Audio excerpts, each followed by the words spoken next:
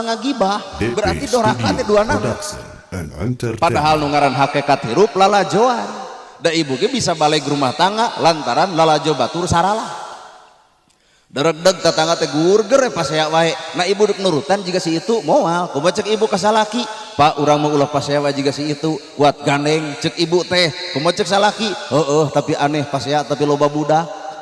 kumaha cek salakina heueuh ngan tempo budakna harasna beungeut da meureun nyieuna bari abut-abutan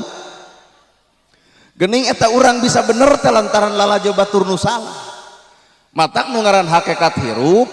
kabeh oge gambaran jeung eunteng batur cilaka ku salahna eunteng keur urang supaya urang teu tigebrus kana jurang nu sarua lamun kuring pak teu dibere kasibukan ku Gusti Allah cantang tu kuring bager matak lamun poe ayeuna aya nyebut aduh si soleh si bager teu ngaku nah cantang tu lamun